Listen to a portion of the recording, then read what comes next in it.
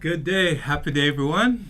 We are back again. We are back again. We are back again with a follow-up episode, the second part of the question: Is the red pill movement just as harmful as modern-day feminism? So tonight, again, we're gonna have fun. We're going to have fun tonight again. I'm feeling good. Feeling good. As you can see, I'm in the red and blue outfit again. We're gonna fly like Superman tonight. Right, Clyde? That's right. Right, right. So, last week we left off, in the last part one, we left off at how the red pill attract women. That's where we left off, and that's where we're going to pick up. And so, before we jump into the first paragraph of this article that was published by what's her name again, Clyde? Ramsha Afridi. Again, Ramsha Afridi. Thank you for this article, Ramsha. If you ever watch this video, we appreciate you. So, Clyde, after part one, you and I had a good banter about what's going on with the red pill and also how it really is affecting all of us, right? And we had a very interesting conversation, so let's get into it. You forgot to play the sing. Oh, there you go. All the things you do for me, how you make me feel. But wondering if it's the same for you. But when you're not around, I lose my mind. 'Cause you keep it like a secret. Why won't you reveal it? Just please.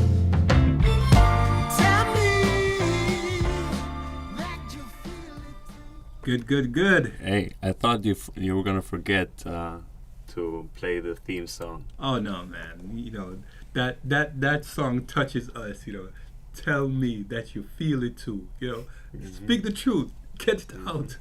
You know that theme song for Risqué Conversation, spot on. You know, it's spot on.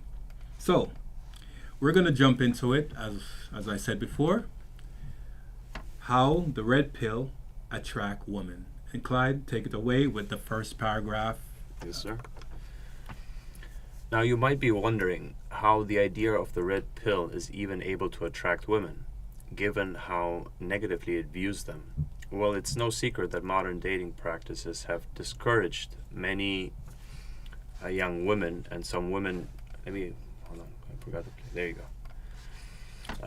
That modern dating practices have discouraged many young women, and some women are now looking for answers elsewhere. Since the emergence of dating apps as well as websites, there has been a seemingly endless loop of swiping and texting, which frequently makes women feel intimidated and confused. This problem is made worse by social media, where many women suffer the agony of being ghosted by potential partners online for seemingly infinite digital options, which can make them feel worthless and disposable. It's obvious that navigating the world of modern dating is no simple task. So, you wanna? Yes. So there's some stats, and you can look at that in the meantime, Clyde, about Tinder, how women swipe left. I believe it's what Left meaning they reject, like yes. they just reject men like nonstop. Exactly. They're just looking for the top guy, you know, that profile picture that really attracts them and stuff, you know. Like, I mean, I'm thinking, you know, the agony of dealing with social media. If it's something that you really don't like because it's not working for you, then why keep going on with it? Why continue to engage it? You know, like I've tried. I was on Tinder. What was the other one? Hinge, and Facebook dating. for a minute. I tried, and I wasn't getting anything, the desired results. So you stop. If it's not working out for you, do not continue. Do not keep engaging it. But I guess these women, they keep going on with it, even though it's not working out for them. They still keep going with it, sticking with it. What's your take on it? So, I just pull this up. It says, how often do women match with men on dating apps? Mm-hmm. The medium female user receive about 2.75 matches per day, while the medium male user only receive about 1.1 matches. At that rate, to expect a match, a typical woman would have to like just 3 men, while a man would need to like over 50 men. Mm-hmm. that number, that ratio is way unbalanced. You mean he would have to like over 50 women to match, to have the same types of matches? Yes. As a woman liking only 3 men? Yes, the same ratio. Gotcha. So imagine going to have fun, going to hang out, Mm-hmm. and you walk in the door and you see 50 women, right? Mm-hmm.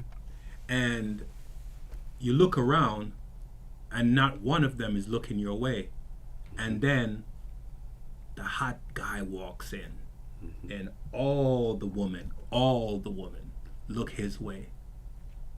I remember I went out to a hot spot with a woman I was dating many years ago, and she saw this guy walked in. Now,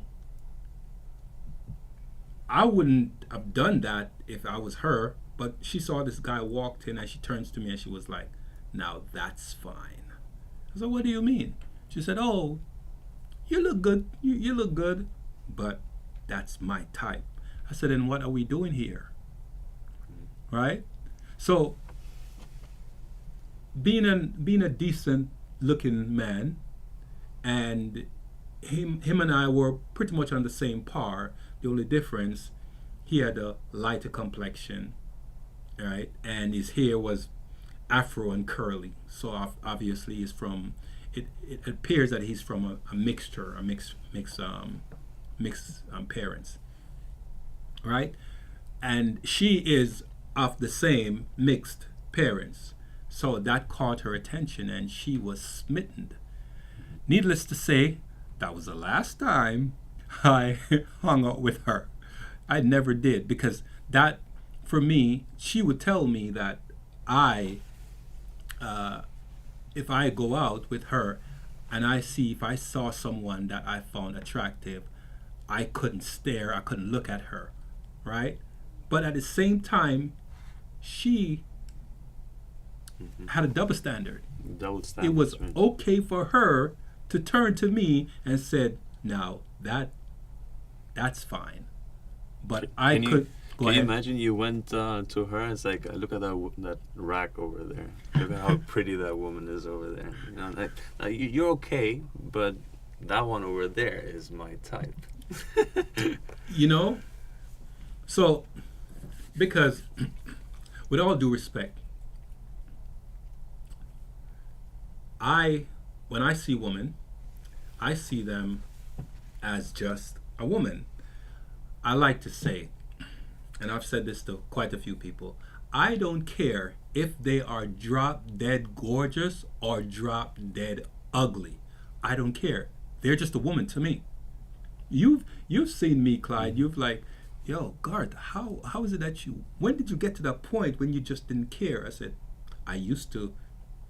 It was about woman for me at one point, right? But I've gotten to the point, and it took many years, but I realized, like, I believe it was when I hit 42 years old, and I realized that, wow,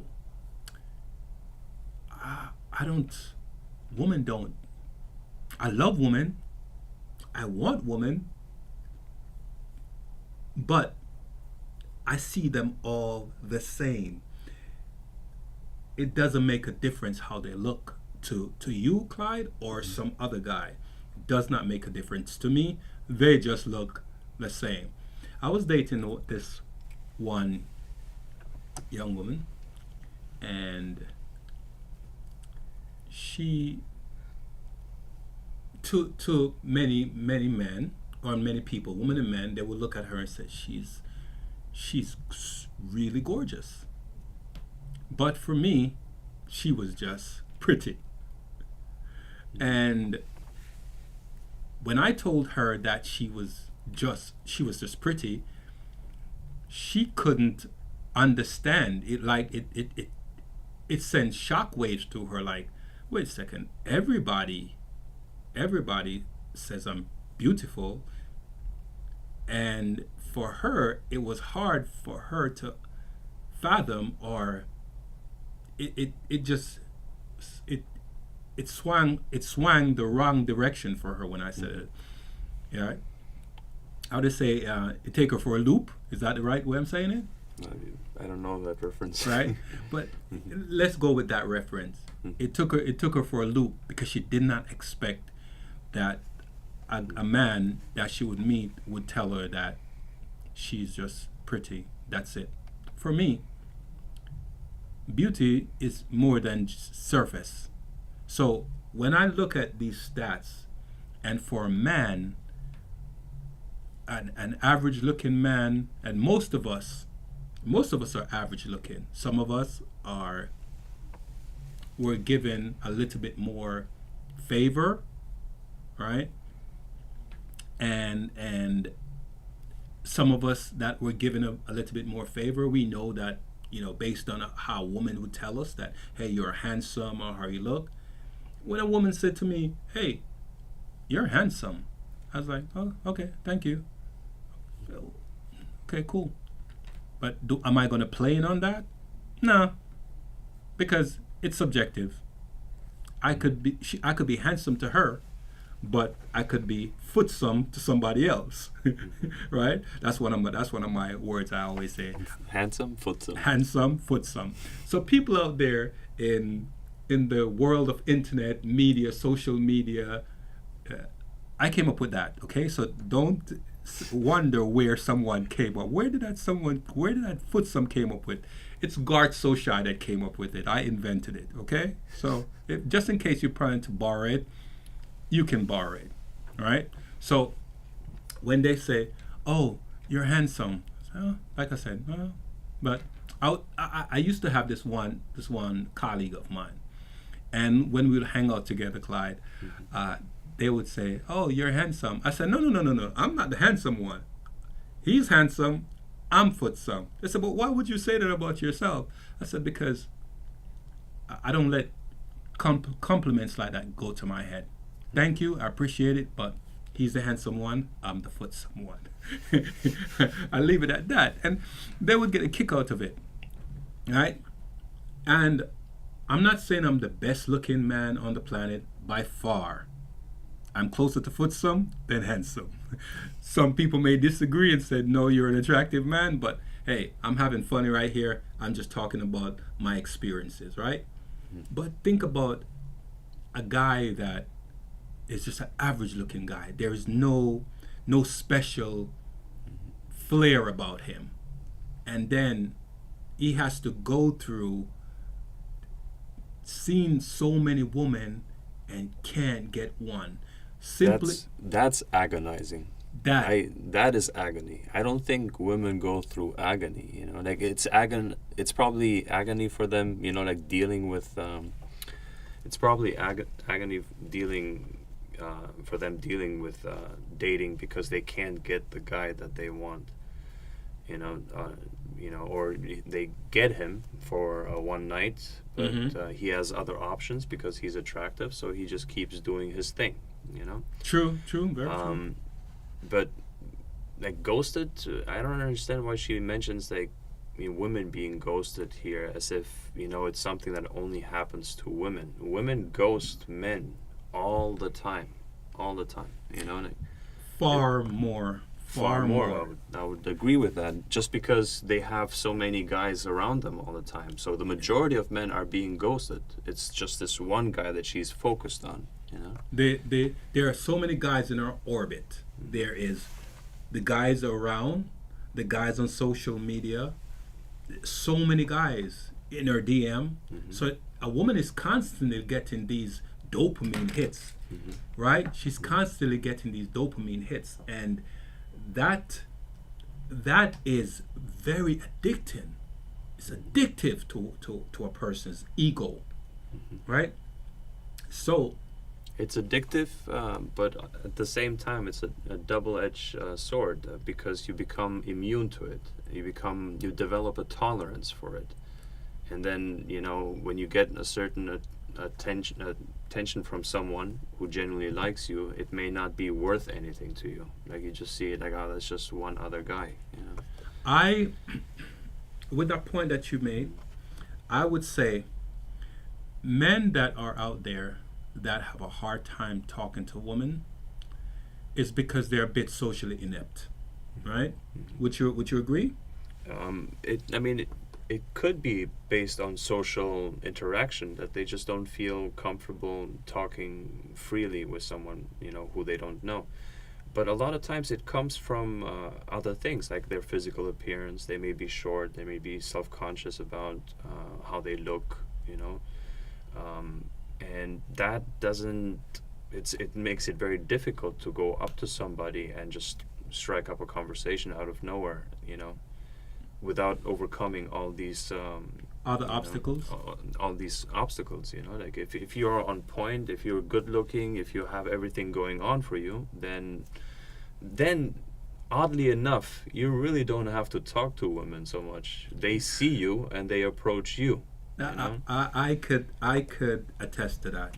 I could attest to that because I get approached by women all the time. I just don't feed into it, and I'm not saying, like I said, I'm footsome, right? So if anyone out there says, hey, that's an ugly guy, thank you, I appreciate your compliment. I already told you I'm footsome, okay? But getting approached, pardon me a sec, take a sip. Getting approached by a woman and them giving compliments to men, some men feed into it. But I would say to men out there that feel apprehensive about approaching a woman, just do it. Because they can say no, but that's all they can say. If they say no, you are like how the old song from TLC, No Scrubs, they can call you whatever scrubs, they can call you dusty, they can call you shabby, they can call you a bum, they can say all kind of things. But some of the times, it's simply projection. They feel they have an inferiority complex, and because of that inferiority complex, they would project. I tell my daughter, and I've told her this many times, everyone, no matter the most beautiful person you see on this planet, have some form of social ineptness, some form of anxiety about something being wrong with them. And usually we see things wrong with us that other people may not. But because our conscious mind is so focused on that particular thing that make us feel a bit handicapped in some way, sorry, maybe I shouldn't say that, but would make us feel a bit off-putting in certain ways, they would focus on that small thing that makes them feel uncomfortable. Everyone has some kind of imperfection, right? And if it doesn't matter, and you made a point that about being handsome, about being built, muscular in their frame and looking good, but only some women care about that. Other women don't care about that. Obviously, like we all know, many women are hypergamous. They want to make sure that they're going to get the best man out of the bunch, right? They look up on the tree, they see some apples, and they want the best looking shiny apple to sink their teeth in, because that's the apple that's going to give them the most juice, the most flavor, and that's the apple that they want. But other women are fighting for the same apple. They're trying to climb the tree to pick that same apple. All right? Now, men that feel a bit self-conscious should just it's easy for me to say, because it doesn't really bother me to just walk up to anybody and talk. My daughter tells me, hey, father, you talk to anybody, right? You said to me, Clyde, you could talk to anybody. But I understand how it is like to have anxiety walking up to a woman.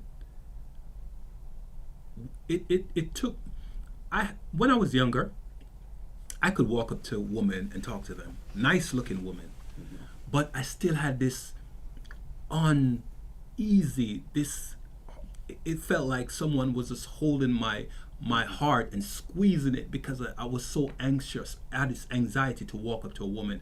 Like, I would look at, nah, maybe she's going to say no, maybe she's going to say yes, and I walk away, and I said I should have talked to her. And sometimes I see that she would be looking at me, smiling, but I'm thinking all different things. Like, if I walk over to her, maybe she's not really smiling at me. Maybe she's just thinking of something and she's smiling to herself. And then I walk away and I say, man, maybe I should have spoken to her. I would, if I'd walked up to her and said something, I would have know absolutely that she's not interested. Mm-hmm. And because of the social anxiety and feeling that harsh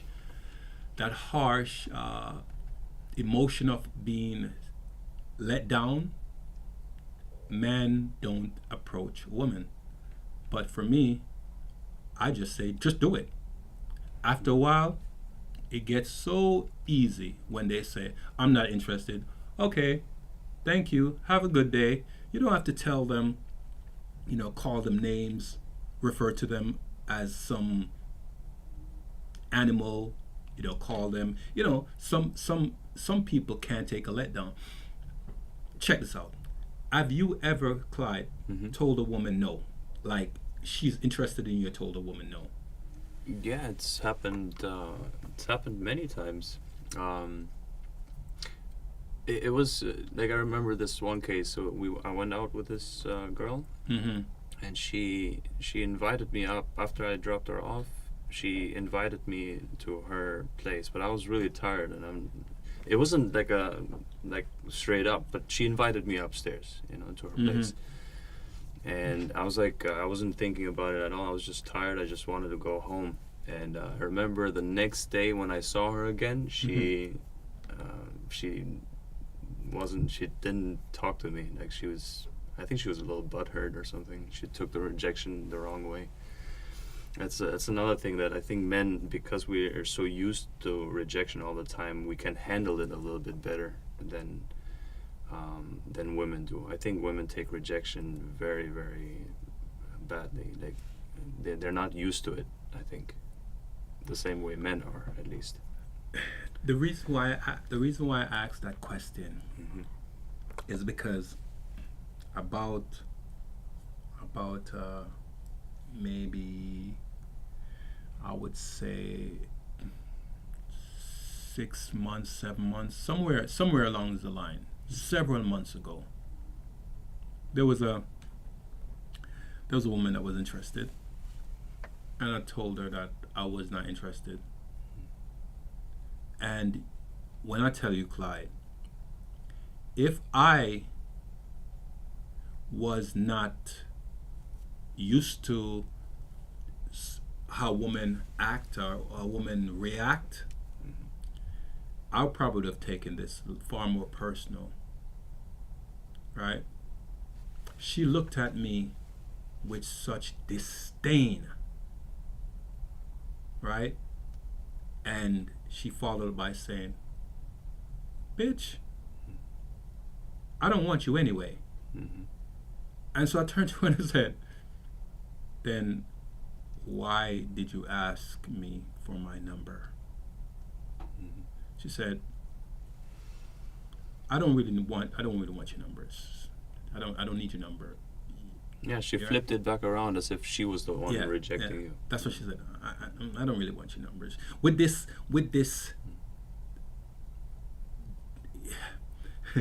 if you could have seen her face, right? And all I said, Clyde, was, you know what? Have a good day. Have a good day. And I walked off, right? And I seen her a couple more times. It was actually at the gym. I seen her a couple more times, and when she passed me, she just looked at me with this, you know, that look a woman gives when they didn't get their way. Mm-hmm. She looked at me a couple of times with that look, and I would just smile. I would just smile, like, because it's not that I was not interested in her. It's her personality just didn't. I didn't like her personality. How she is as if she was entitled Mm-hmm. to me responding to her the way she wanted me to respond to her.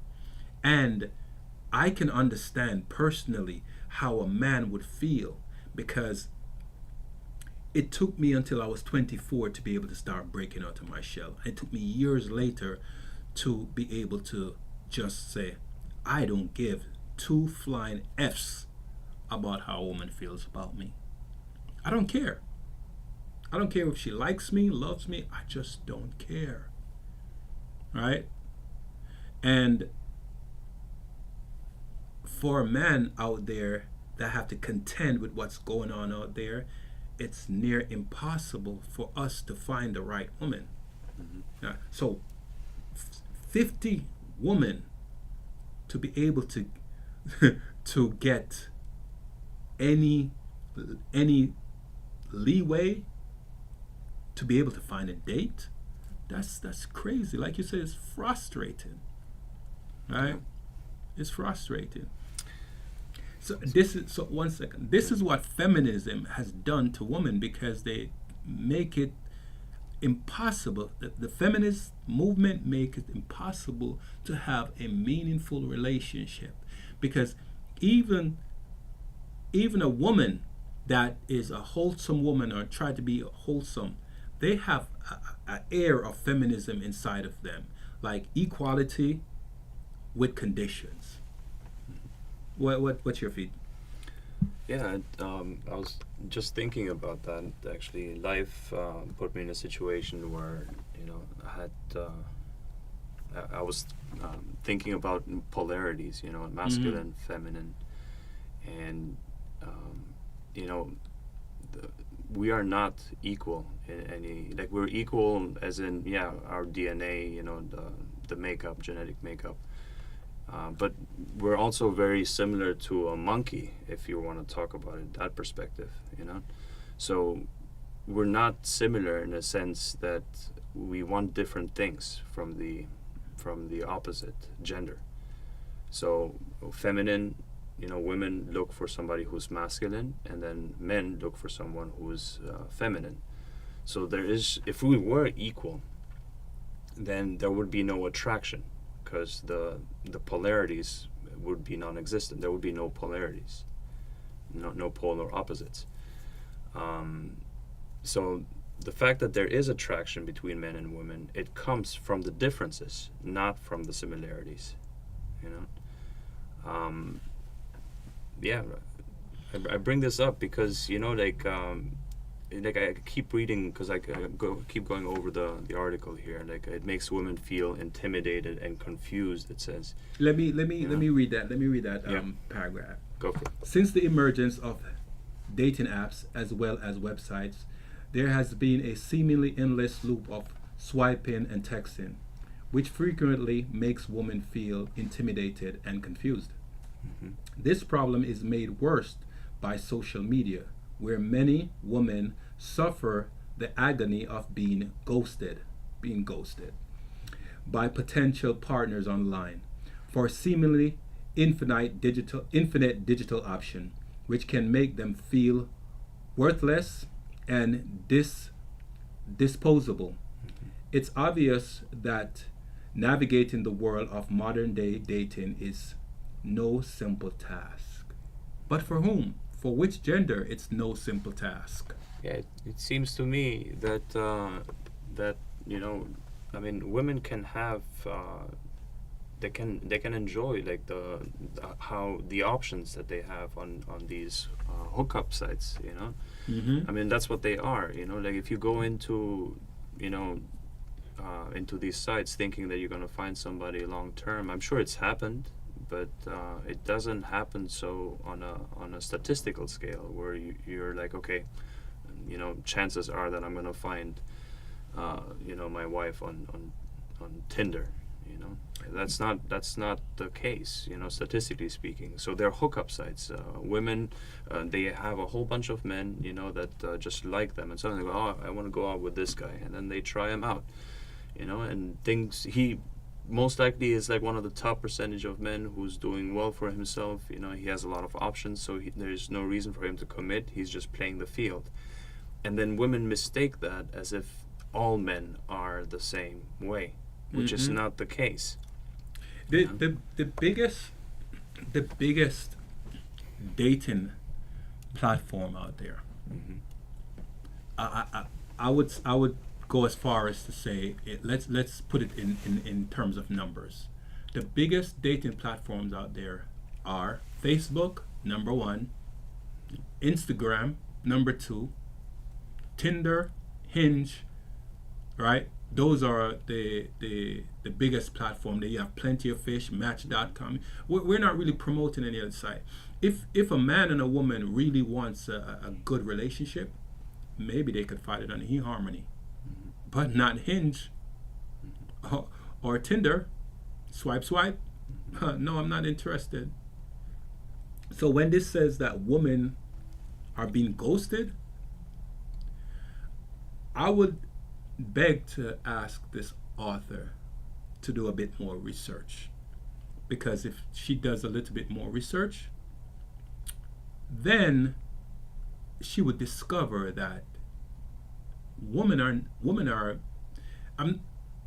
we're not saying that women are not being ghosted. Obviously It happens. It happens, but they're being ghosted by the men that they like. So Yes. it's somebody way above their league, and it's that guy that's ghosting them because he has so many options. He doesn't have the time to attend to all of them. right? Especially if she's not the pick of the crop.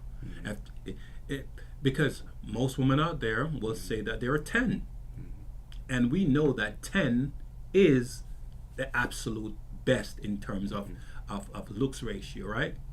Is the absolute best. And so when a woman says, look at me, I'm a 10, the guy that she's interested in may only see her as a Six. 6, maybe an adjustable 6.5, maybe a 7, because when he goes and he's looks through his phone, right, and he's swiping through his phone, and he says, oh,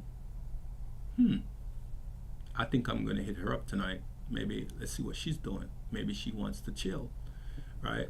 And he goes and he says, I haven't touched base with her in a long time, and he's looking through his phone, right? And I'm using my hand because we know we can swipe through phones, our phones on our hands now, right? And he decides that, let's give them name, Jane, Jennifer, and Jackie, right? The three J's. The three J's. And he looks at, he has a date with Jackie. And Jackie's all looking nice, she's ready. But he looks to his phone and he looks at, Jennifer. I wonder if Jennifer. Ring, ring, ring. Call up Jennifer. Right? Hey, Jennifer, what's going on? Hey, I haven't heard from you in a while. What's good? What you doing tonight? I already have plans. All right, talk to you later. Bye. And he hang up. And then he goes over to. He goes over to who? To Jackie or no? He goes over. Jackie was the first one? Yeah, Jackie was the one he has a date with. Oh, okay. So he called, Jennifer. He called or up Jane? Jane, right? And then he says, "Let's hit up Jennifer." Right. And he calls up Jennifer. Hey, Jen. Hey, who's this?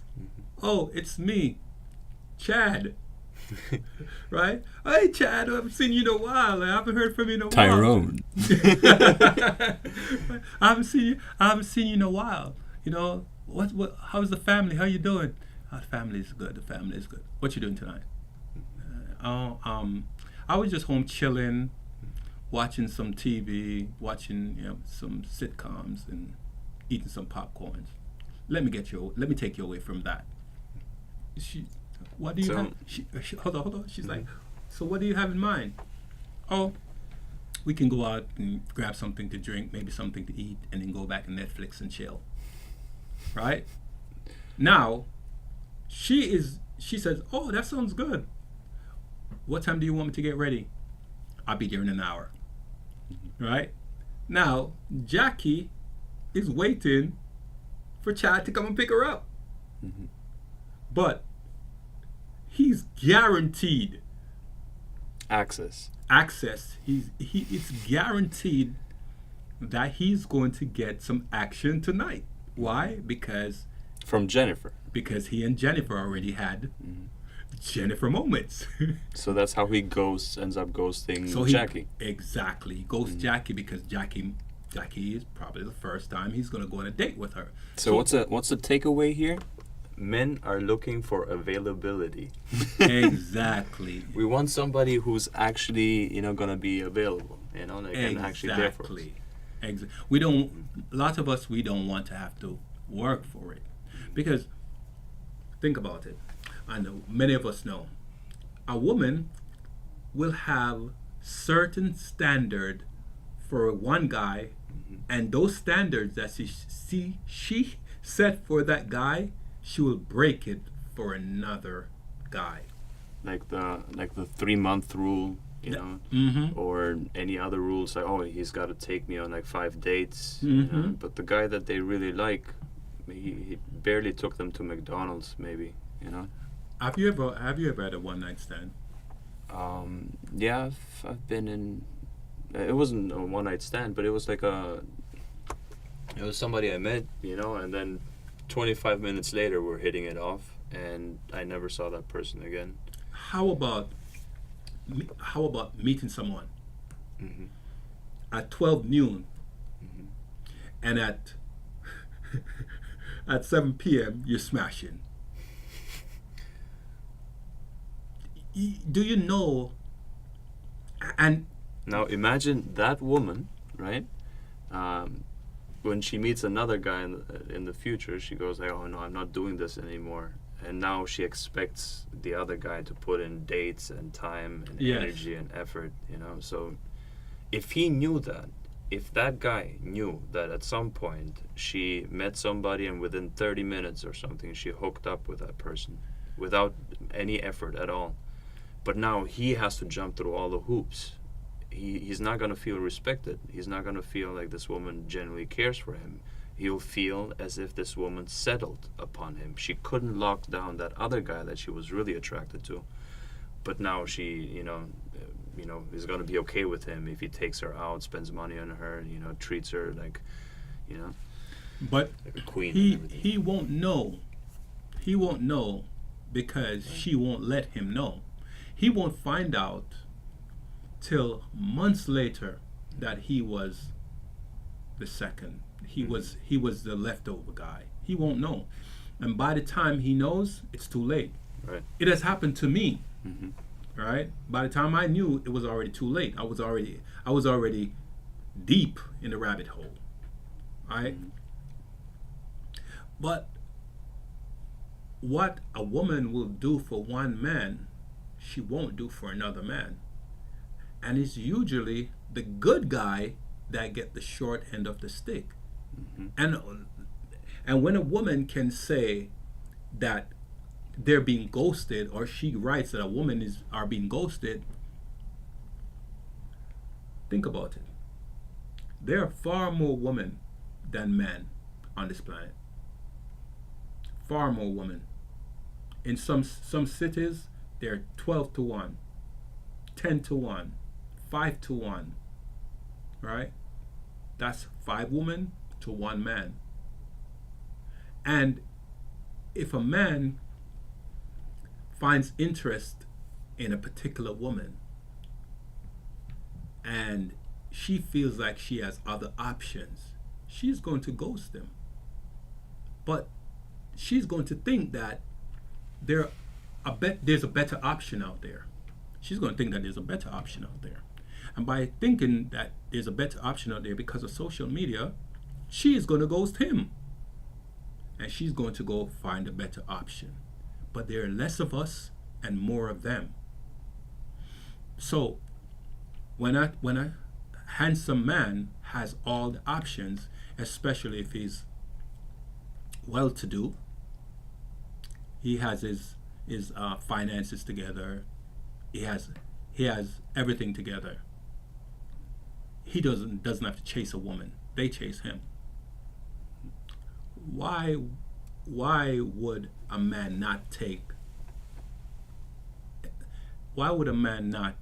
exercise his options? He is, because there are 4 more of them out there. There's 10 more of them out there. I can pick from the best. Yep. So that's why women are getting ghosted, because they want the highest, most successful guy. And sometimes the guy don't have to be well off. The guy just have to be flashy enough to appear that he has it all together, and she's gone up with him. Right? Remember that story I told you about the chick I was interested in school, and she decided to not talk to me and go off to be with Nancy. Remember? I told you about that story. I think you mentioned that story. Right? Mm-hmm. And then after 5 children, she meet me years later, right. Mm-hmm. And then now I must be interested in her and take on a liability. Pick up from another man's saved game. No, I wasn't going to do that. And so women are experienced being ghosted because there are less of us and more of them. So by natural course, right, you talk about polarity, right?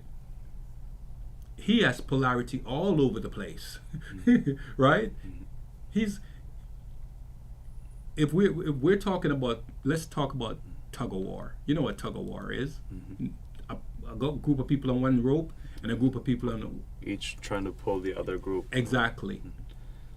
Now he's well put together, he's muscular, he's handsome, finances is together, he's strong, and there's 5 women on the other rope and he's pulling the rope, right? They're all pulling to get him, right? He's only gonna fall for the one that's most desirable on the other end of the rope. So that's why I would say that women are getting ghosted, but women have been doing that far more than men, because they think. Let me say this part. Let me put it like this. Yeah, go ahead. Whoever has the most options is doing most of the ghosting. Yes. So women have way more options to pick from. from in men. With men, it's not. It's this thing, like when a woman says that she is single, she's not. She's still going out on multiple dates with different men. She still has a social life and stuff. But when a man says that he is single, nobody's hitting up his phone. He's not getting any messages. No engagement with the opposite sex at all. Unless he's a desirable man. If he's a desirable man being desired by other women, then of course his phone is ringing. Because you said that one with more options usually exercise those options, right? Women don't have more options than men. We have more options than women. The problem is, it appears that they have more options than we do because there's so many more of them. So think about this. I use a reference to walking into a hotspot or establishment, and it's 50 women and just you, and then another guy walks in, and he's the hot guy everybody's looking at, right? They are the 50 women is far more than the 2 men, right? But the woman will all want that hot guy. So that means the other guy is being ghosted by 50 women. By at this point. 50 women, yes, right? Whereas this other guy who's getting all the options, who has like these 50 women on him now, like he can only accept one. So he's essentially ghosting 49 of them. No. He can only accept one. He's going to accept who wants him, because a hot guy, a guy that's maybe an 8, 9, is going to he will sleep with, he will have sex with a 5. He will have sex with a 4. He'll call her up. She might have a banging body, but her face looks not so attractive. Not right? so banging. Not so banging, right? But he will still bang her. He will call her up for a nightcap. He will call her for a nightcap, but he will never go out with her. His friends may never know that he's banging her, right? And after he bangs her, now she thinks her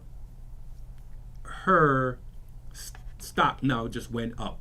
She thinks that now she can get the 10, the guy that's the 10, right? So she thinks she has more options.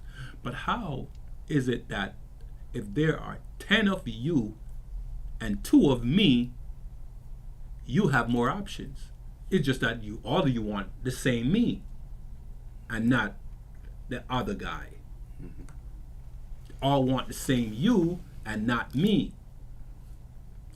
And so they are delusional, thinking that they have more options.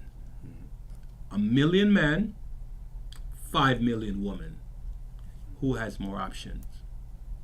The million men. There are more women for men. And out of that million men, only 10% are desirable to those 5 million women. Which restricts it even more, makes it even less options. Exactly. They 1 million of those women can each get a man, but they don't want that man. Because why? He's not tall enough. No chemistry. No chemistry. He's just not her type. He just fixes things. Yeah. He's the electrician or the plumber. They will have, a woman will have 5 men for 5 different jobs. Oh, the plumber, the mechanic, the electrician, the gardener, and then the guy that plows her. The guy who rearranges things. The guy that yes, the guy that moves around the furniture. Right? So it is just, it's not unfathomable that she would write something like this, but she's writing it from a woman's perspective. All right. So let's keep on. Yeah. Let's move to the next. All right. Give me 1 sec. You grab that one. Yep. The red pill space tries to provide answers to these contemporary dating conundrums by claiming to help women navigate the dating world. For example, imagine a group of self-described red pill experts huddled around a computer giving advice to women on how to step up their dating game and land a high-value man, all in the name of the red pill theory that women are inherently drawn to domineering, aggressive, and even controlling men. Right. You know, this is very, very misleading. I think, you know, how she frames it, because this is what women have decided. We don't make these rules. What women are attracted to, we don't get a say in it. This is not up for us to decide. Just as it's not for women to decide what we are attracted to. They don't get to say that. We are attracted to what we are attracted to. That's it. And the same thing goes the other way around. The high value man, I don't know why she links that with being controlling, aggressive, and domineering. Those men, you know, maybe they are aggressive, but that's what is required in order to rise up in a competitive hierarchy in our society. You have to be ambitious, aggressive. You have to be a go-getter. You have to have those types of characteristics about yourself in order to make it in this world. And women are attracted to that. And who am I to tell them that no, you can't be attracted to this? I'm not going to change nature up, you know, how things are. So I don't understand why she reframes it, you know, and she's using negative, domineering, aggressive, and controlling men. Okay, so don't pick high-value men then. Go for somebody who's not ambitious, you know, who's not aggressive, you know. Somebody who's just, you know, I don't know, he's just going to fix things and maybe work on wallets and shoes and just, you know, plays video games and stuff. Just go for that guy. And that way he won't leave you intimidated and confused. And he won't be domineering. He won't be aggressive. He will just sit there, you know. If you are attracted to that sort of a man, then by all means, go for that guy. As a matter of fact, this would probably fix the problems that we have in terms of dating and relationships, you know. This is actually a problem that we're having. The fact that women are attracted to those types of men that this woman calls aggressive and controlling. They're not necessarily that. She's just saying that, you know. There's another point that I was trying to make. And here's the point that I'm trying to make. Self-described red pill experts huddled around a computer giving advice to women on how to step up their dating game. The red pill community movement is not to give advice to women. Women do not listen to any of this stuff. This content is not meant for women. It is meant for men.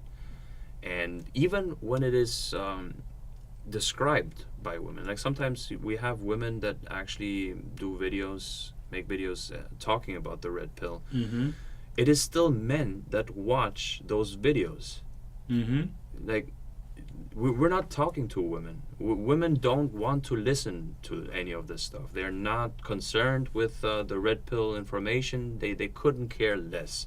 It doesn't concern them. They're not looking for that. They're not even when the message is coming from a woman, they still don't hear it. It's still men that are commenting on those videos and everything. So again, I would say this the author is a bit out of touch with certain things that she talks about, you know. Like, I don't necessarily agree with how she with how she sees a lot of this stuff. Oh, so there's one part of it, what you just said, that I'm going to be I'm going to be the opposite. I'm going to say the opposite of it. What I would say the opposite. Devil's advocate? No, I would say the opposite advocate. Okay. Right? No devil here. No devil here. Right? The opposite advocate. Mm-hmm. So, I do think women listen, but they listen to react. A lot of them listen to find and create contention. They listen to find ways to almost be combative, right? They listen to find ways and things to say to denigrate men. Like, if you say, I don't like for you to go out there dressing, showing off your body. We're in a relationship. A woman would say, You've been controlled. You've been controlling. You can't tell me what to do. I should be able to wear what I want. But then if a man walks up and slaps her on her ass, right, she expects the man that she's with to turn around and defend her honor. Right? And defend her honor. But wait, he asked you not to wear that skirt out because it's a bit too short, it's a bit too revealing. He asked you not to wear that blouse or that crop top or halter top. He asked you to cover up your breast a bit, your bra, your chest a bit, right? And you said no, being controlling, right? He asked you to cover up your body, but no, you say he's being controlling, he's insecure. But when a guy slaps you on your butt, now he needs to turn around and honor you by going to war with this man. And if he doesn't, now she looks at him as being a less of a man. He's not a protector.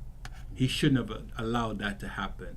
And why is it a man is telling a woman that she's not supposed to wear certain attire? We know as men how other men are. Think about if a man sees me out there, right? Chances are he may or may not try to intimidate me because I'm with a nice looking woman or a attractive woman that he might find attractive and wants to approach because I'm with her. But think about, I'm over 6 foot. I'm 6'2.5", right? So if a guy is 6 foot, 6'3", 6'4", maybe 6'5", he may think twice, even if he's 6'5", right, that he's going to approach that woman. But think because I'm a bit muscular, I keep myself in shape, and that may set him back to think, hey, should I approach her? Right? He may look, but he may not approach her. And there are some men out there that are brazen enough that they will still try. I've experienced that before, but I'm not going to back down if a man is disrespecting me, because if I'm with a woman and he obviously sees that I'm with a woman and then he comes to try to touch on her, I'm going to ask him, hey, what's up? What do you want to do? Because there's an air of violence that could take place, so a man will reconsider doing that, right? But imagine if I was a skinny dude, even if I was over 6 foot, but skinny, look like I can't blow away a fly. He's going to challenge me by approaching her and touching her or whatever because I look like I can't defend her. But I did tell her not, I asked her not to wear the outfit. But because she wants to wear it, she now denigrates me. You're insecure. You're a weak man. And all kind of epithets that she will throw at me. All because she wants her way. It's like a child, a spoiled brat acting out because they can't get their way. So they'll use all these derogatory terms on the man that they now want to protect them when they go out there and somebody wants to slap them on their ass. Slap them, you know what I'm talking, you know what I'm saying. All right? So let's read on? Yeah, let's read on. You want me to take this one, or you want to take it? Let me read it. Okay. This means that they may advise women to alter their behavior to be more submissive. Flip the cam. Huh? Flip the cam to you.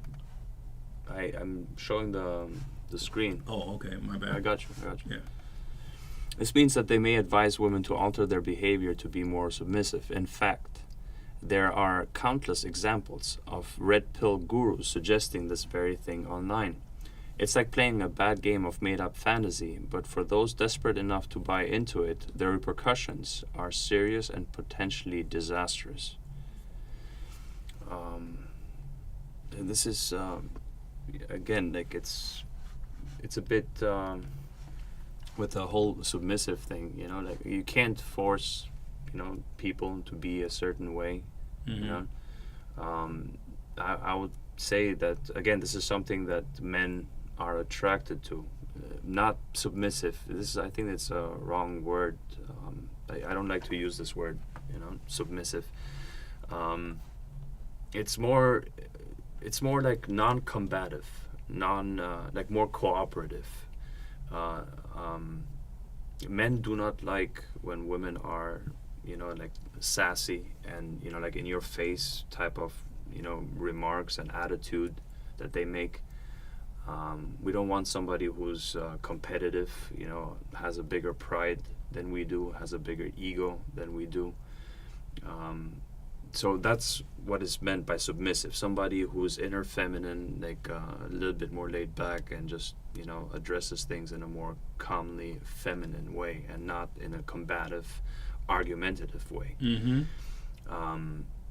So again, that takes a lot of words to explain that. So, you know, we use the word submissive, but it has a negative connotation, that one that women do not like. You know, they actually, the reason why feminism exists is because this is kind of like one of the pillars, the structural pillars. Mm-hmm. Right? They didn't want women to be submissive to men anymore. A woman being submissive to a man is a traditional construct. This is what happened 100 years ago. Feminism indoctrination, it basically says that a woman should not be submissive to a man, and she's strong and independent. And again, mentioning what I mentioned before, the polarities, feminism essentially puts a woman in her masculine frame, which kills all sort of attraction to, you know, to if this woman wants to have a relationship with a man. Like a man is just not gonna be attracted to that, you know. If a woman always comes up with this attitude, with like, you know, like always screaming at you, treating you like what's the word, demasculating, emasculating. Yeah. They're doing that by being overly aggressive, you know, like by putting themselves too much in their masculine frame. It forces a guy to like, oh, what are you going to do now? Like fight this woman, you know? Like you already had to compete with a bunch of people at work, you know, because that's the name of the game, competition, right? Like to rise up a hierarchy, you're competing with your coworkers, you're competing in the economy out there.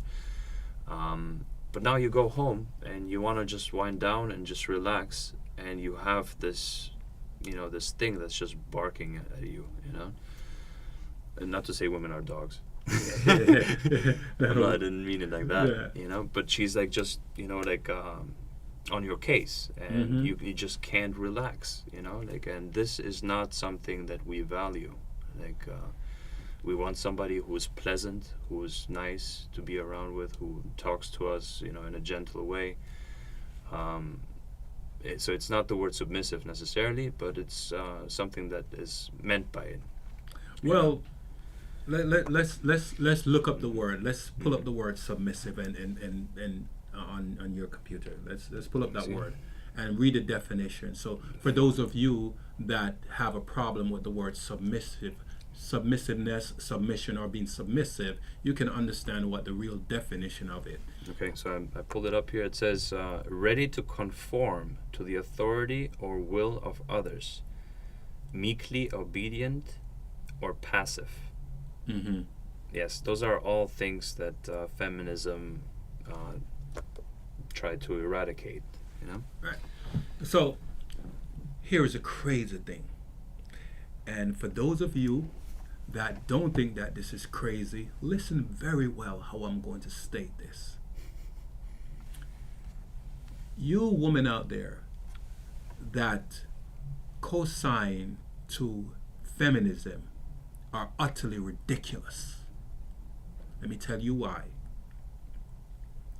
You will have a good guy, a good man, a good spouse, a good partner, right? And you will tell him no. You expect for him to perform all the duties that you were told that you're Prince Charming by these movies that are propagated and permeate through media, that a man is supposed to be your Prince Charming and he's supposed to treat you like a princess. We freely say, hey king, hey queen, right? You have to be a king, right, to run an empire. And let's say we're calling ourselves kings. For those of you or those of us that says, hey king or hey queen, a queen cannot be a queen unless she has a king. A king makes a queen. A queen don't make a king. Right? That's how the hierarchy goes. Now, to the other point I'm going to make. Women out there that have a problem with being submissive. For the religious woman out there, read your religious book and it will tell you. And I'm not, by far, I'm not a religious person, but I once was there. God, man, woman, child, in that hierarchy. Not God, woman and man, then child. No, that's not how it goes. Now, with all due respect, I will say this. Both man and woman have equality in terms of existence. Where I'm weak, a woman is strong. I can't give birth. A woman is strong there. Power, that's her power to bring life. As a man, I give life to the woman for her to carry. A man put life into the woman's body by fertilizing her egg. So a woman, you need a man. Now, submission, going back to submission, you will have a job and you will submit to your boss. Because why? Your boss pays you. So you will do almost anything with respect to certain parameters in the workforce that has to be adhered to, right? But you will submit to your boss because your boss is giving you a consistent paycheck. But you're forgetting that your man at home is there consistently. And if you don't feel that you should submit to your man simply by being respectful, honor, and give the same level of respect that you want. Because most people, Clyde, most people would treat others that the way that they wouldn't want to be treated. And I said before, and I've said it in other episodes, I'm not a religious person. My philosophy is karma. The world is round. And I said that to someone in a conversation earlier on today, right? And I said it in a conversation yesterday. The world is round. You start at one point, it comes right back around to that point. You treat others how you want to be treated. But for those that feel that they should treat the man very disrespectful because of the fact that they don't want to submit, because being submissive is denigrating, it makes them feel like a slave, you're utterly ridiculous. You're utterly ridiculous. Because you could build a long-term relationship with a man if you just simply communicate and work things out.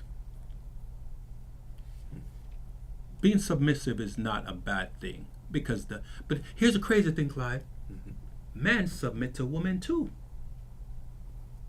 Because when a woman wants certain things, she wants her bills paid, and the man she's with, who does she expect to pay that bill?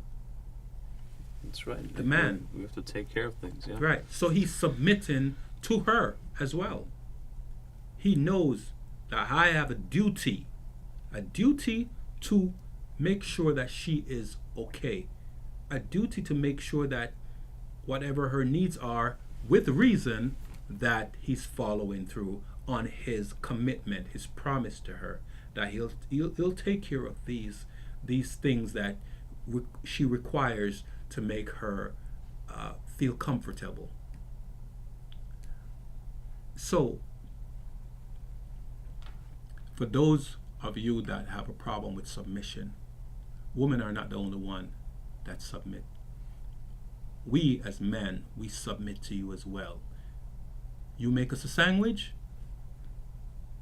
and you say, honey, what do you want? Oh, I saw that nice purse.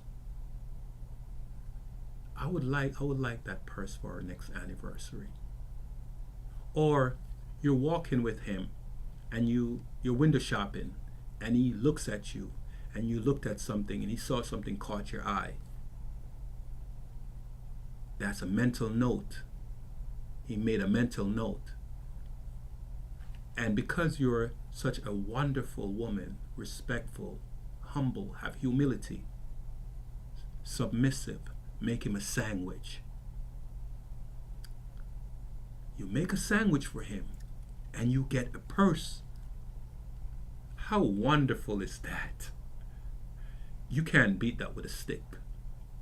So that's my point on being submissive.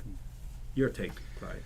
Yeah, I was just thinking when you mentioned the sandwich, I was thinking of the bit that Bill Burr makes. Like, you want to see your man happy? Like, make him a sandwich he didn't ask for. I didn't see that. That was funny as hell, that bit, man. Yeah. That and he was so like, true. Cut it diagonally. If you don't cut it, you may as well just frisbee it at him. just throw it like a frisbee at him. Because just think about it. Give me a second. Well, Garth, if we want to make it through this thing, there's still a bit more to read. All right, let's keep going. Yeah. Let's read the next one. Hold on, let me put this up so people can read along. All right. Yeah. These ideologies are equally as bad because both possess similar traits of animosity and dogmatism against the opposite sex. The red pill is just as bad as modern feminism.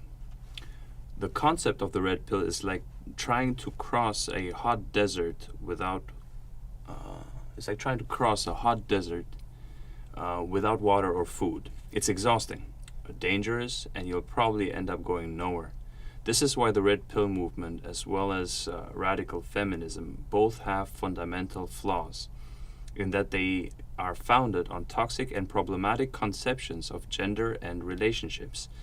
These ideologies are equally as bad because they possess both possess similar traits of animosity and dogmatism against the opposite sex. Like the radical feminists who often voice their disdain for men, one of the most troubling aspects of the red pill community is their biases against women. They often perpetuate the idea that men age like fine wine, while women hit the wall as they approach their mid to late 20s. Moreover, the group encourages men to be promiscuous while condemning women with high body counts, a blatant double standard that further fuels the gender wars. It's evident that their main goal is to shame women instead of uplift them, since it gives their community a false sense of superiority. I think we should talk about it a little bit. Yes. I'll let you. There was a lot of stuff to unpack here. Right. On the concept of men age like fine wine and women hit the wall. But I think I saw this somewhere that the term "hitting the wall" came from women. It was women saying that to other women. Yes. This is not a red pill movement community thing. We didn't come up with this. And it relates to the fact that we can have children, biologically speaking. This is biology. We didn't come up with this. We didn't make it this way, we can have children well into our 50s, 60s, 70s. It's still possible. Even our 80s. Whereas for women, they at the age of 35 already, if they haven't had children before, because if a woman has had one or two kids and then she can still have a child at 35 without there being too many complications, since the body kind of like remembers the previous pregnancy. But if the woman has never been pregnant before and she hits the age of 35, her fertility essentially takes a nosedive, and it becomes that much more difficult for her to conceive in a healthy way. There may be complications for the baby, for the mother, So that's what they mean by this. The fact that, I can be 50 years old, I go to the gym, start watching my diet a little bit, and still get jacked. 55, you're 52, right? Right. You shredded like hell. Whereas with women, it just doesn't happen the same way, and this is not for us to say. Anyways, going on to the, again, animosity and dogmatism. Red pill is just information that is given to men so that they understand what women are about, how they function, how they see the world, how they do things, feminine nature. Whereas feminism is not about understanding masculinity and masculine nature. Women are not. Feminism is not about trying to understand what men are about. Okay, it seems to me they were fighting for equality. That's what the term that they're hiding behind. Essentially, what it means is that that men, they viewed men as being oppressive and looking down on women and mistreating them, and that they thought that women were getting the short end of the stick. So now they're fighting for equality so that women can be equal to men. But it was never about that. There was always roles that followed gender lines. Men did what they were supposed to do, dying in war and building civilizations, and women did the submissive part and taking care of the kids, taking care, nurturing children into into giving birth, and then nurturing children into adulthood. Right. Both are difficult. I'm not saying that what men do is more, it attributes to more, even though that argument could be made, but I'm not gonna make it here because I really don't care about that.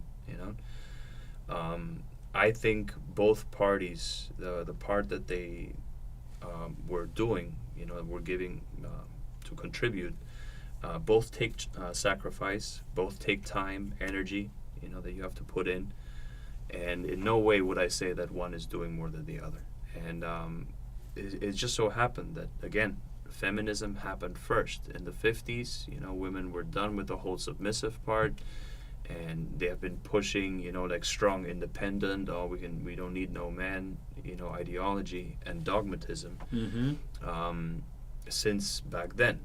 Red pill started 20 years ago as a way to, not even, the movie was, the term came from a movie that was 20 years ago. But the red pill movement is actually a fairly recent... 5 years? Maybe a little bit more than that, maybe like 10 years or something like that. Okay. But it really hasn't hit home until now, where we have YouTube, and again, YouTube and social media platforms are... YouTube is mostly, men that watch that. I think there's a statistic, like it's overwhelmingly men, especially these types of content. Which was created by men. No, well, yeah, I mean, it is mostly men that come up with it. But now that we have some women that actually do red pill content, but it's still men that watch those videos. This is the takeaway from that. What that means is that women are not really listening to any of this stuff. They're not really paying attention. I don't think they are, Garth. You can see it in the comments when people comment on videos like this that talk about the red pill information, and it's not there are no women in the comments. There are no women watching. True. So let me see. Oh, on the topic of high body count. Hold on. Okay. Before you read that. And because I want to talk about the high body count thing, Yes. So I kind of popped in a quick saying when you were talking about what men create, and women complain about things because women don't want equality. They want equality of outcome. They actually want control. And it's not all women. So please, for those of you who think that we're saying all women are like that, by far we're not. But the ones that are advocating for equality in a sense of they want to be able to be equal as men, they only want equality of outcome, meaning that they want the same pay for less the work. So imagine I go to work for 40 hours and she goes to work for 20 hours. She wants the same pay as if she went to work as 40 hours. They want equality of outcome. Not and while you were speaking, I said man created that too. When you were talking about YouTube, the very medium that they're using to propagandize what their disdain for men was made by two men. YouTube, right? Now, I'm not saying that women have not been a part of the evolution of YouTube. Of course so. But we know that they don't want equality. They want conditional equality, not real equality. Take it away, Clyde. On the topic of high body counts and the fact that I don't think red pill encourages men to be promiscuous. This is a wrong takeaway that that the author of this article got from the movement. On the contrary, they actually advise men to stay away, to be careful, because there are repercussions that come from that. Anyways, the high body count, the topic of that, it goes back to attraction thing again. And I'm not condoning anything. I'm not saying that men should be able to do it and women should not. It's just it just so happens that attraction works in different ways depending on what gender you are. Typically, a woman is looking for somebody who has experience. A woman is not gonna pick a guy who has never had sexual relations with other women, because she just doesn't want to. She doesn't want to teach him, and she's not looking for that. She's not interested in that. She likes the guy who knows his way around a woman's body. Right, which is true. That's just I mean, I've experienced that. They don't want inexperience. They want somebody who is experienced, because that guy is more capable of navigating the world. Like, he knows which way to go, what to do, you know, and that is seen as confidence, as ambition, you know. If you flip it around, men are not attracted to a woman's experience. No. The more experience a woman has, the more closely she would resemble a night walker. True. A truly experienced woman is essentially a streetwalker. True. You know? So who wants that? Men don't want that. So if women keep sleeping around with men, because this is what feminism essentially says, that a woman is strong and independent, we're equal to men, and they assume that that's what men are doing. We're just sleeping around, which, by the way, most men don't do that, okay? Most men are not promiscuous. Most men don't even have the option to be promiscuous. It's a small percentage. It's a small percentage of men, which women are attracted to, and they look at that and they go like, okay, well, you know, this guy is doing all of that, so I guess all men, you know, like, they attribute those characteristics to all other guys, which is not the case. But a high body count in a woman, there's no accomplishment for a woman to reach a high body count. Like, she doesn't have to be. All she has to do is like wake up, take a shower, and just not eat an obscene amounts of McDonald's, and she will be, you know, she can essentially rake up her body count in a matter of months. You know, there are women that just go through college, you know, a few years of college, and they're already into the triple digits. Mm-hmm. This is not. I'm not saying that. Oh, guys, you go do it. You know, but ladies, you know, like, please, you know, watch it. You know, like, I'm not saying that. I'm saying it's bad in both. You know, depending on what, in both perspectives, it's the same bad. You know, it's just as bad. You know. I've been, you know, like, I've talked to women like with high body counts, and they have a different demeanor. Like, you can almost tell. It's as if they're empty before they even say anything. You know, like, you can already tell. You know, like, there are signs. You know, like, that just and again, there's this analogy that I was thinking about. Like, if you take a sticker, for example, and you try to stick it onto multiple surfaces, right? And the sticker represents the woman, the attractive thing to the table. You know, the stickiness is the pair bonding, and then you know, the surface, I guess, out of the multiple men that she attaches to. If you take that sticker and you keep applying it on multiple surfaces, and then you take it off, and then another surface, and then you take it off, and then another surface, you know, after like 27 different surfaces, like, the attractive force, the pair bonding, will essentially be non-existent. Yeah. Like, it will just become a piece of paper, like no pair bonding, no connection, no nothing. And this is one of the, you know, reasons, like, the red pill advises that you know, high body count is a red flag in a woman.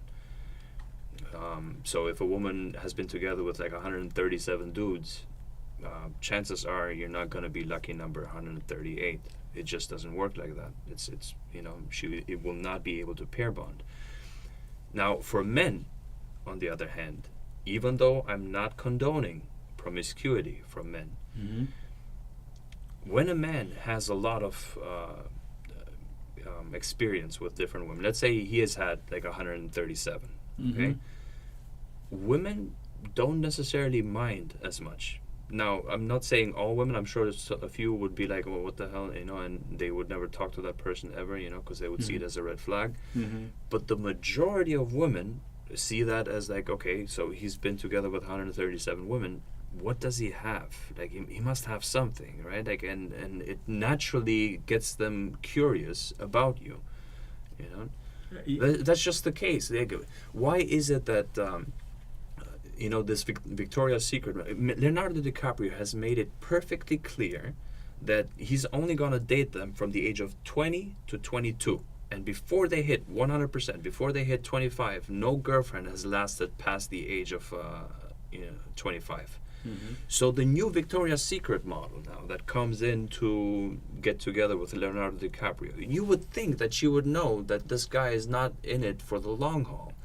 Like, he's just gonna have his fun for like a year or two, and then he's gonna break up with her, because that's what he did with all the other ones. But no, Clyde. No. Wait. You're missing a point. Mm-hmm. You're missing a point. What is the point? They think they can change him. Right. No, it will not happen to me. I'm different. I'm special. He won't. He will change for me. That's why. But maybe it's not even that. Maybe they don't care if he changes. Maybe they don't care if he does dump them and leave them before they turn 25. What matters is that he's Leonardo DiCaprio. Status, you know? Like, so if she can ride that wave, even for just a few months. Pun intended. Ride that wave. It's she would still be better off, you know. She can brag to her girlfriends, you know, that, you know, he was, you know, having a little bit, she was having, you know, like a relationship with Leonardo DiCaprio. Imagine you put that on your resume as a woman, you know what I mean? You're never coming down from that wave. Right. Let me tell you a quick story. You know, I like to tell stories. Personal story. This is personal. It happened to me personally. So, I was dating someone, and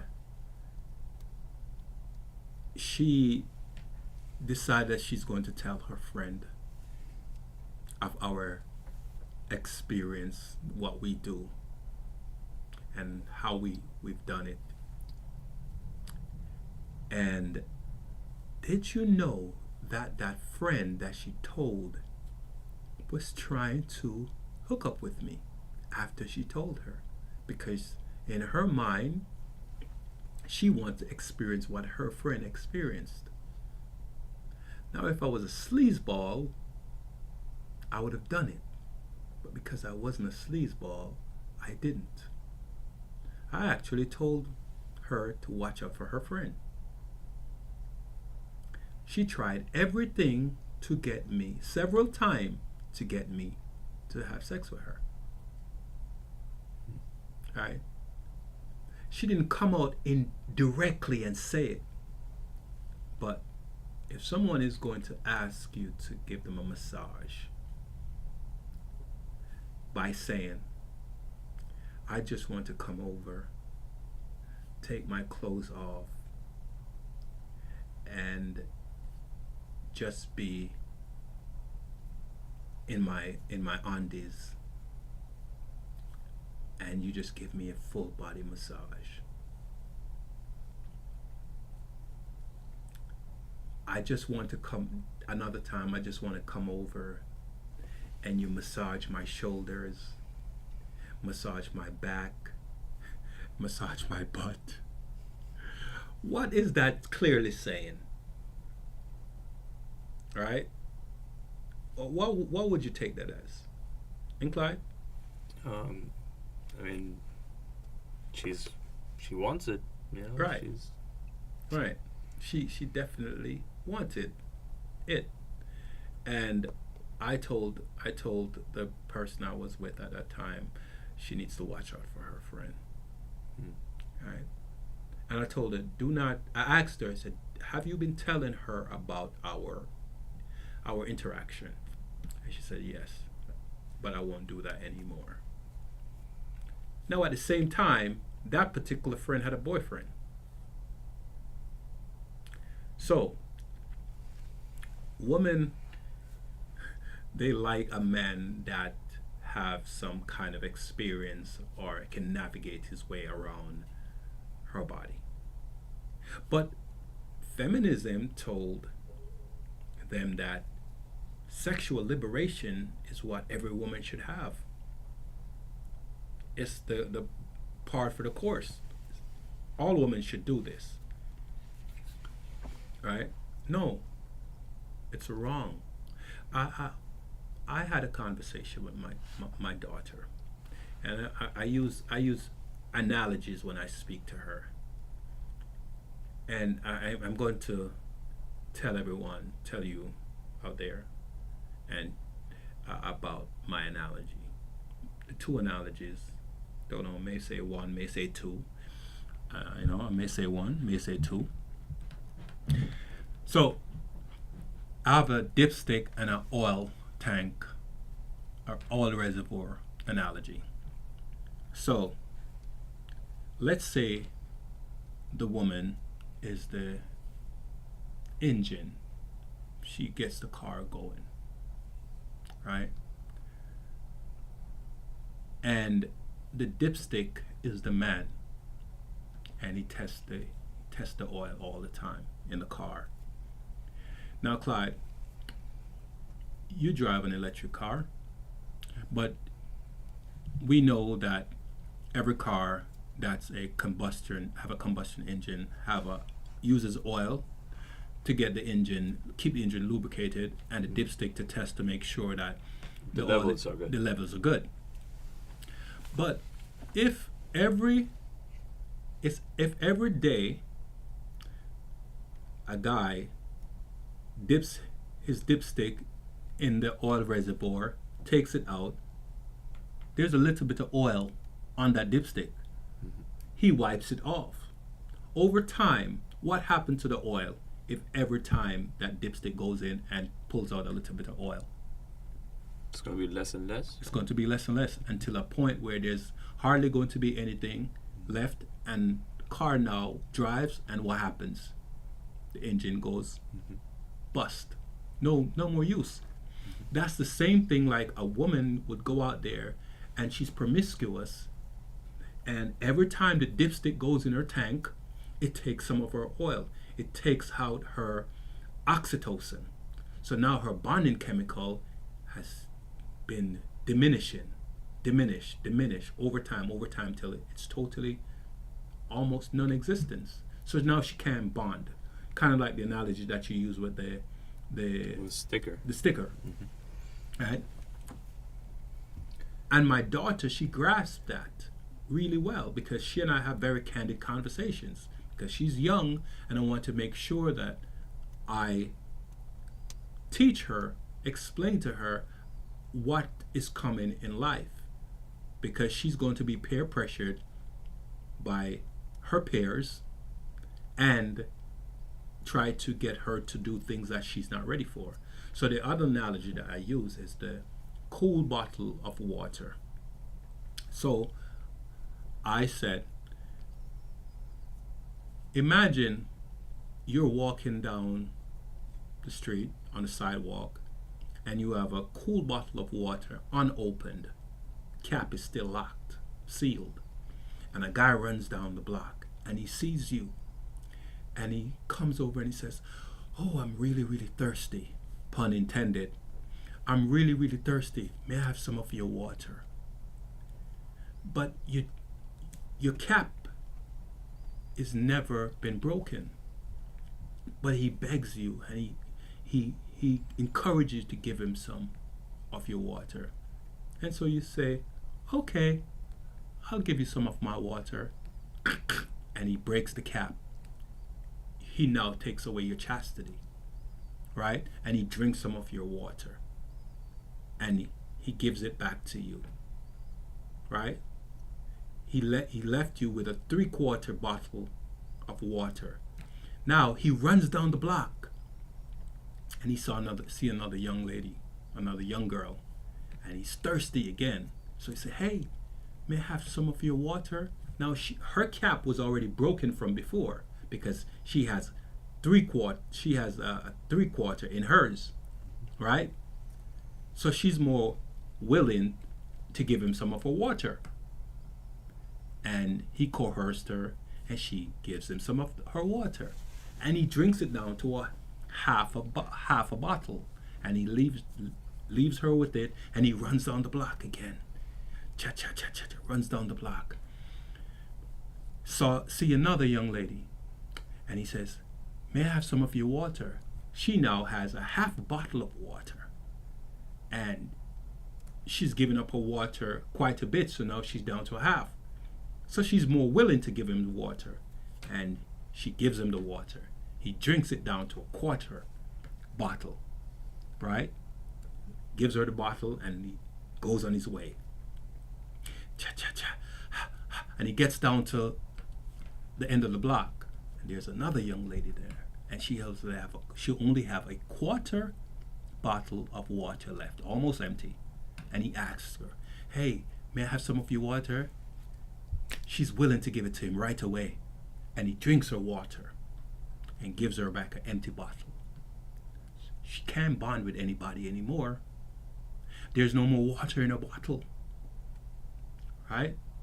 Now when the right guy come along, it's going to be hard for her to bond with him.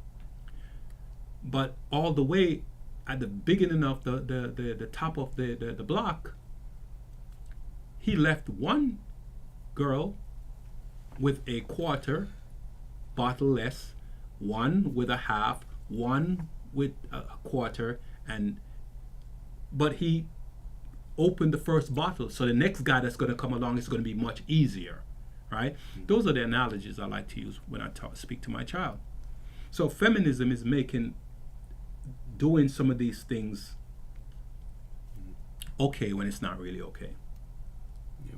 There's a part of it, it says, "This is why the red pill movement as well as radical feminism both have fundamental flaws in the way they are funded and toxic and problematic concepts of gender and relationship."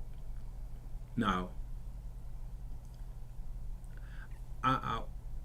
for those that will have a difference of opinion, maybe feminism, maybe red pill have both toxicity to it, right?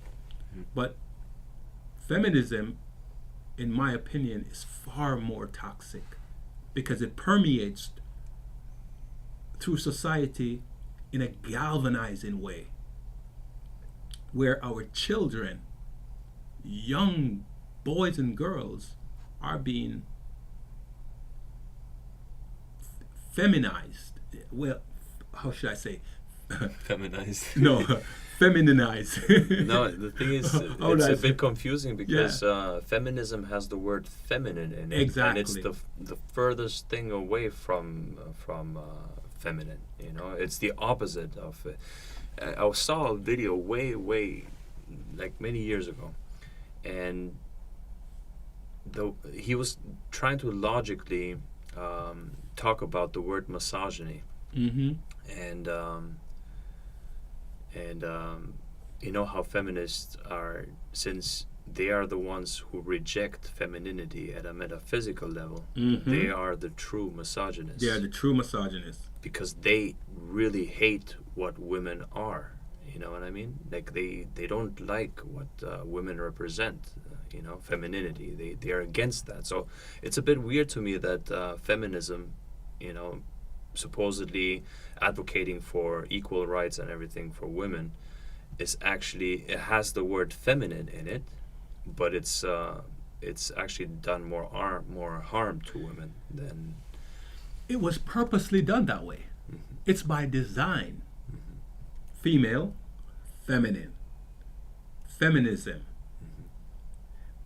It's an aggressive variation on the word being feminine or feminine, right? It's an aggressive variation on the word. It's kind of like when in the financial world they say inflation. Inflation means things grow, mm-hmm. but it actually means things gets more expensive, mm-hmm. right? Inflation. Feminism kind of uses the same route mm-hmm. or route to get their message out there. They use something that is innately conditional. No, I shouldn't say condition. Innately a part of us, and then remix it with a negative connotation. Misogyny is a strong prejudice against women. Us as men, we don't have strong prejudice against women. We like women. The feminists, they don't like women. They are the one that tell women to go get a high body count, right? Because why? It's about breaking up the family. The family to feminists should not exist.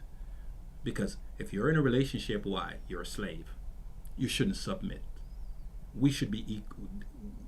The feminists say we should be equal. There's strong advocates of baby deletion. The strong advocate of baby deletion. Like how is that feminine? Yeah, if exactly. feminine is nurturing, giving birth, going through the pregnancy, gestation period, right, incubation period, where the baby essentially feeds off of your body and grows inside the woman's body, and then you give birth, going through the process of the anguish and the fight and everything, and now you're nurturing this child into adulthood.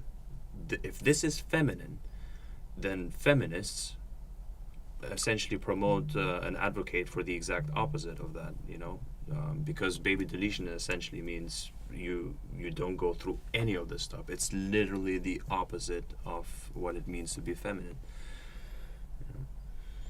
True. The crazy thing about it is that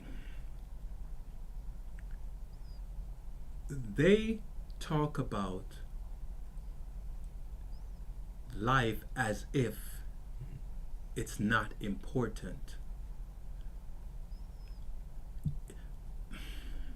I've experienced being with women that have deleted my child. It did something to me emotionally, because when you are having your first child or a child, and you feel a bond, even though the child is not here yet, and the woman wants to delete that child and does delete the child, it changes us as men. We don't necessarily feel the same way for the woman anymore, but they want us to feel the same way for them. It's okay for them to do it. It's okay for them to go Planned Parenthood. Her body, her choice. Her body, her choice. Right? Her body, her choice. But then if they decide to have the baby, it's their body, our money, their money. Even if we say we didn't want to have the child. Right? Can I just like one final thing, I was just thinking about it, like the two things, the red pill movement and modern feminism, they're by far not the same thing. No. Like, not because of like in terms of ideology. The red pill movement is just information for men to know, what feminine nature is about, what feminism has actually caused women to become, but when she uses the word dogmatism, indoctrination essentially, feminism permeates through our society. There's such a big, like, I was just thinking about comparing the two in terms of size, right? Like which exercises more influence, and feminism is everywhere. I mean, we have movies like the Barbie movie is just feminist propaganda. They keep showing those things. Like you can go with your family to watch a feminist movie that basically shows everyone that the men are trash, and what she mentions in the next paragraph here. Before we go to the next paragraph, let me read this to add a little bit more top into that. Go for it. That the truth is not. Let me reverse that. They say that men are we're misogynist. We're misogyny. We don't like women, right? We oppress them. We oppress them. But the real, when you think about it, the real core of these feminists is misandry, right? Misandry. They're misandrous. They have a deep-seated hatred for men. So let me read the definition of misandry, because there are a lot of them out there. And you can hear the disdain in their voice when they speak, right? They would say things like, man are shit, man are dog, all men must die, all men must go to hell, we don't need a man, all of that stuff, right? Now, misandry, dislike of, contempt for, or ingrained prejudice against men. That's a misandrist. And just listen to when a feminist speak. You can just, now that you know, many of you don't know that a misandrist is a man-hater. They have a deep-seated hate for us as men. And they mask it under the guise of femininity and twist the word, twist the true meaning of femininity and made it a derogatory, put a derogatory context to it by saying feminism. How wicked is that? Continue, Clyde. All right, let me read the final one here. We're closing in on 2 hours. Yes, okay. All right. Modern feminism also has similar takes, that men who are ran through should be avoided, or that older single guys are a walking red flag. On one hand, you may hear radical feminists say all men are trash, and on the other hand, you have a red pillar saying all women are gold diggers and hypergamous. Both sides take a predictable and absolutist stance, offering nothing more than their established narratives, which is not only damaging, but contributes to nothing valuable. Their adherence to rigid ideologies prevents them from engaging in meaningful self-reflection and growth, which obscures their experiences in life. Closing thoughts. When it comes to gender dynamics, the Red Pill movement and feminism have a tendency to be highly problematic. The feminist team is all about girl power and toppling the patriarchy, while the Red Pill gang is all about traditional gender roles and letting men be in absolute control. I'm not saying they don't have some valid points, but they definitely don't hold the key to the truth. Unfortunately, it seems like both sides come from a place of resentment, and that doesn't help anyone. If unfortunately you have stumbled across these belief systems and have begun to alter your life to fit their views, then it is crucial to take a step back, remove the blinders, and let go of this world. The only sensible course of action is to begin navigating the Western dating society using our own life experiences as guides and by basing our decisions on reality rather than fantasy.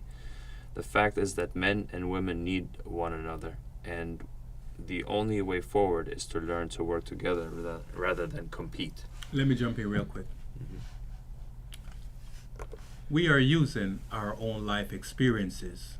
We're speaking from life experiences.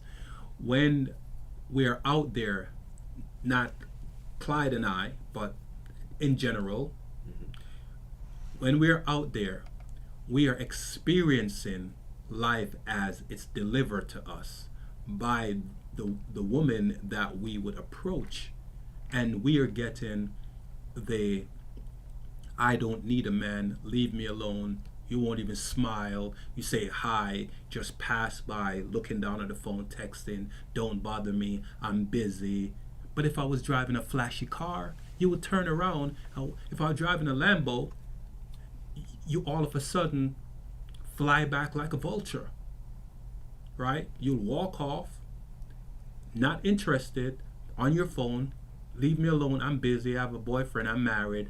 But then, if I got in a Lambo, you'd fly back like a vulture and want to pick at the meat now. Like, what's your name?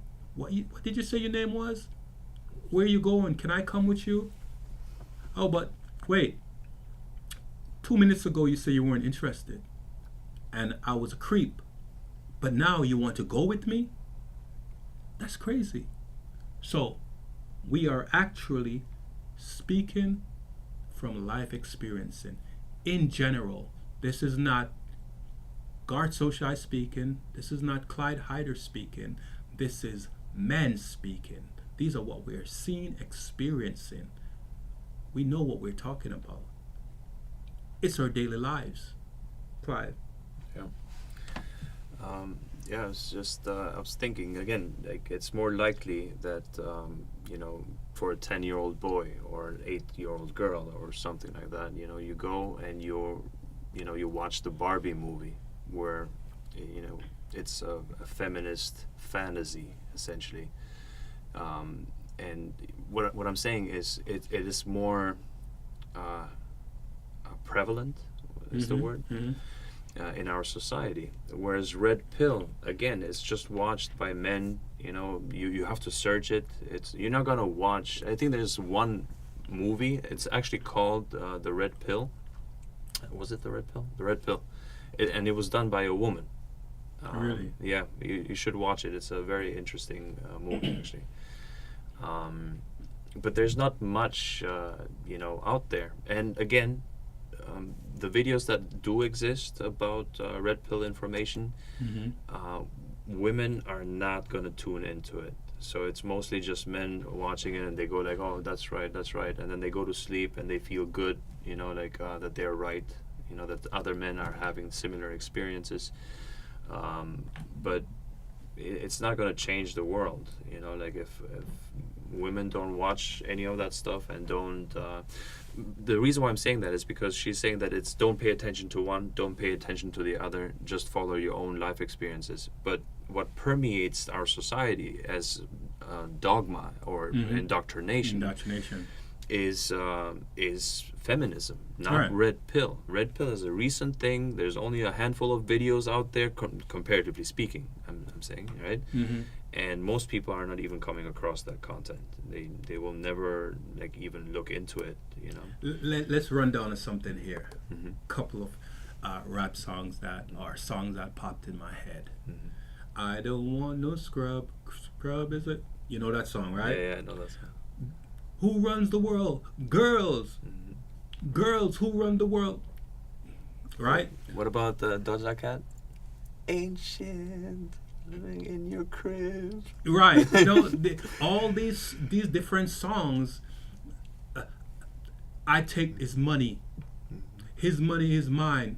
My money is mine. These are songs that are out there, young girls are listening to, young boys are listening to, movies that are being playing. The propaganda is relentless. Right? It's relentless. And there are a lot of songs that talk about bitches and hoes. I'm going to say this.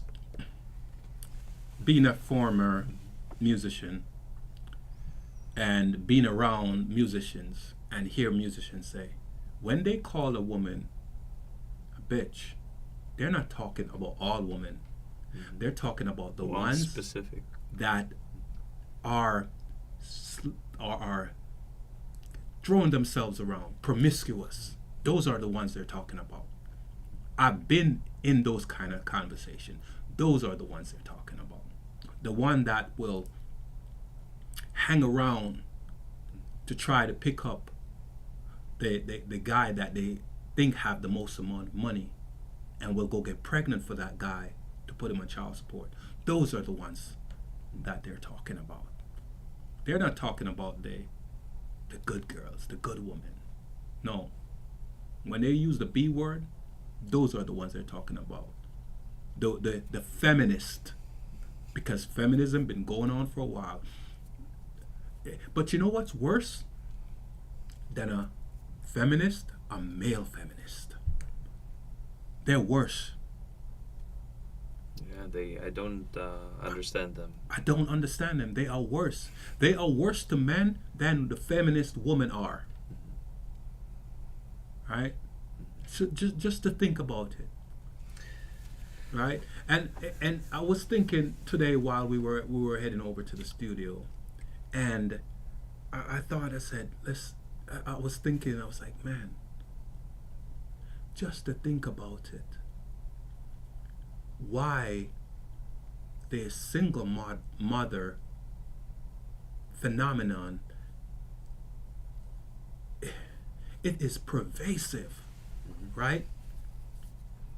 The single mothers, not the ones that raise good, wholesome men that turn out to be a good, productive part of society, but the ones that raise children, raise boys and women that will do the most egregious things, right? And not attacking single mothers, but some of those boys grow up to be the male feminist, and they are more egregious to heterosexual men that want a better outcome for relationship, right? I in closing, I believe that the red pill is about educating men so we can point out, we can see clearly, the blinders are removed, so we can see clearly what's really out there. It actually helps us to have a more definitive understanding of our current state of affairs. The feminist movement, as opposed to the red pill movement, the feminist movement is about everything being equalized, but not equalized as equality should be, equalized with condition, equalized with condition. It's not about equality, it's about control, absolute control. To all those out there that want control, however you go about getting it, don't get it by denigrating another group of people.